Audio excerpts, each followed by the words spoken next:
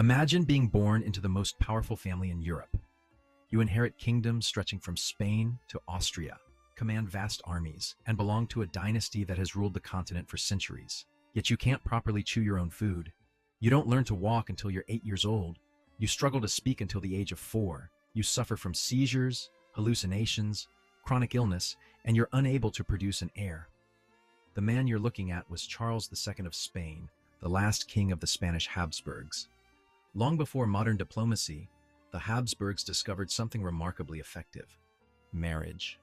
Why conquer a kingdom through years of bloody war if you can inherit it with a wedding? For a time, it worked so well that people said the sun never set on their empire.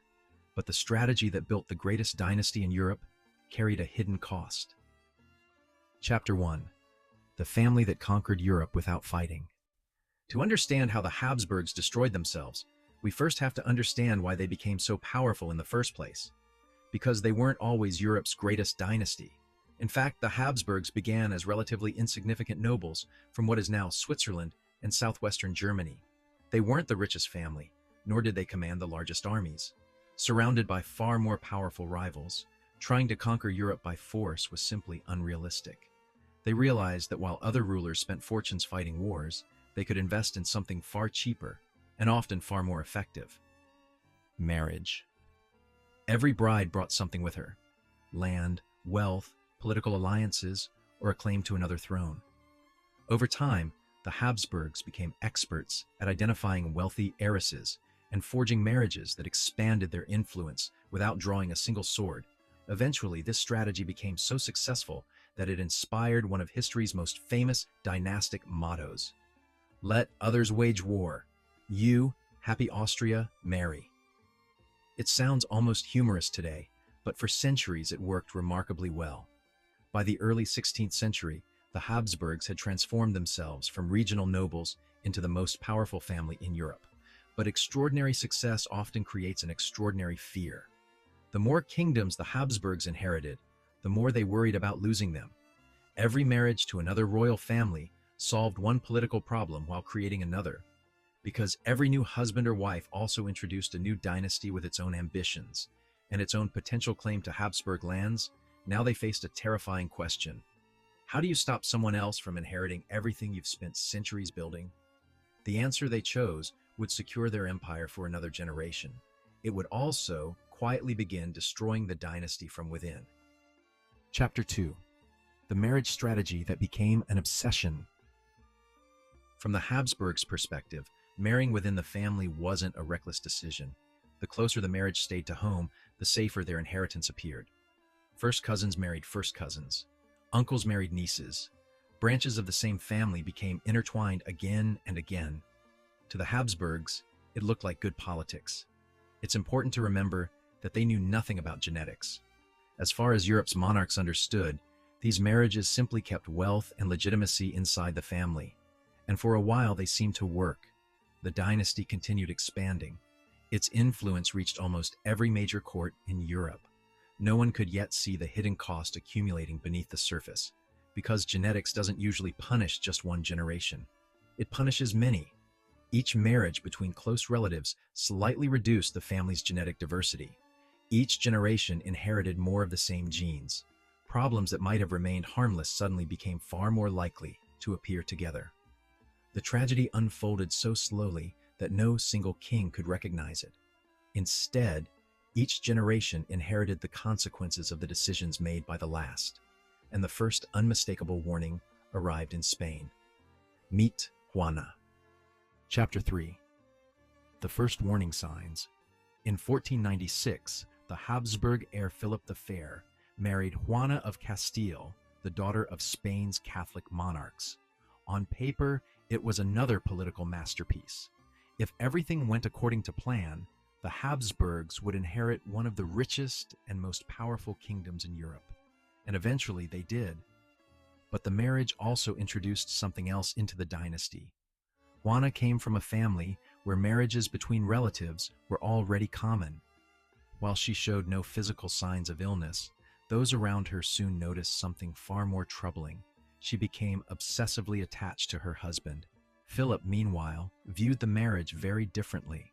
Like generations of Habsburgs before him, he saw it as a political alliance, not a love story. He was charismatic, admired across Europe, and notoriously unfaithful. For Juana, every affair was a betrayal, and eventually her jealousy became uncontrollable. She reportedly attacked women she believed had attracted Philip's attention. She refused to leave his side, threatened hunger strikes during their arguments, and sank into deep depression whenever he was away. When Philip died suddenly at just 28 years old, Juana refused to part with his body. According to contemporary accounts, his corpse was embalmed so it could be preserved, and she traveled across Spain with it for months, convinced she could not leave him behind. She ordered the procession to travel at night and reportedly had exclusively men in the procession, forbidding women from approaching the coffin, as she believed they might still tempt her dead husband. Chapter 4. The Empire reaches its peak and starts to rot. Ironically, the Habsburgs reached the height of their power at almost exactly the moment their long-term decline had already begun. Juana's son, Charles V, inherited an empire unlike anything Europe had seen for centuries. For a brief moment, it seemed the Habsburg dream had become reality. At the same time, Charles understood that everything his ancestors had spent centuries building could disappear through a single unfortunate marriage. So he decided to intensify the old strategy. He established that Habsburgs should marry Habsburgs. From his perspective, it was a brilliant solution. The empire would remain exactly where it belonged, inside the family with no outsiders or competing dynasties. The problem, of course, was that nature doesn't negotiate.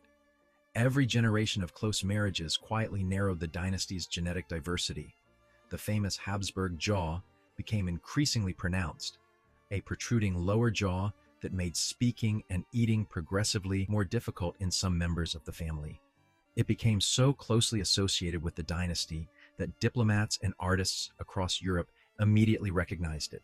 By the 17th century, one child would come to symbolize the true cost of 2 centuries of calculated ambition. His name was Charles II. Chapter 5. Charles II, the Frail King. By the time Charles II was born in 1661, the Habsburg strategy had been running for nearly 2 centuries.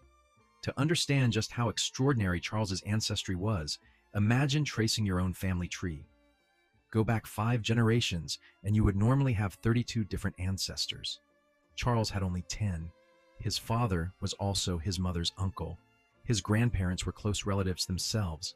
The family had become so intertwined that modern geneticists estimate Charles's level of inbreeding was comparable to that of the child of a brother and sister, even though no such direct relationship had occurred in his parents' generation. As a result, he was physically weak. He struggled to eat because his enlarged lower jaw prevented his teeth from meeting properly. He learned to speak at around 4 years old, years later than most children. He didn't walk independently until he was around 8 years old. Throughout his life, he suffered from repeated illnesses, seizures, and periods of profound physical exhaustion. Contemporary observers described him as frail, easily manipulated, and often unable to concentrate for long. Yet despite all of this, he was still King of Spain. Think about that for a moment. The fate of one of Europe's greatest empires rested on the shoulders of a man who had spent his entire life struggling simply to remain healthy. And there was one problem that terrified the royal court more than all the others. Charles had no children. When every marriage is arranged with the purpose of ensuring the dynasty continues for centuries, a king without an heir becomes a tragedy and threatens everything. Without an heir, hundreds of years of political planning could disappear overnight. So Europe waited. The court arranged not 1, but 2 royal marriages for Charles, hoping desperately that one would produce the child who could save the dynasty. But neither did. His first marriage ended without children. After his wife's death, Charles remarried almost immediately. Once again, the entire continent watched, hoping for an heir. And once again, nothing. As Charles grew older, his health deteriorated even further. Doctors tried everything medicine could offer in the 17th century. Some prescribed elaborate remedies. Others believed evil spirits were responsible for his condition and turned to exorcisms in the hope of driving away the forces they thought had cursed the king. Unsurprisingly, nothing changed. At this point, every major power in Europe knew that Charles would eventually die without a successor. In 1700, at the age of just 38, Charles II died without an heir. With him ended the Spanish branch of the Habsburg dynasty. Chapter 6. The Empire that Destroyed Itself. Charles died without an heir, leaving behind one enormous question: who would inherit an empire that stretched across continents? The answer wasn't obvious, so within months of Charles's death, Europe descended into the War of the Spanish Succession, a conflict involving nearly every major European power. Battles were fought not only across the continent, but also in overseas colonies, making it one of the first truly global wars in history. The Bourbons ultimately retained the Spanish crown, ending nearly 2 centuries of Habsburg rule in Spain. The Austrian branch survived for a time, but it never escaped the same underlying problem. The Habsburgs spent centuries outmaneuvering every rival in Europe and believing that avoiding wars would ensure security. Eventually, the biggest opponent that they couldn't outmaneuver was biology. And perhaps that's the greatest irony in the history of monarchy.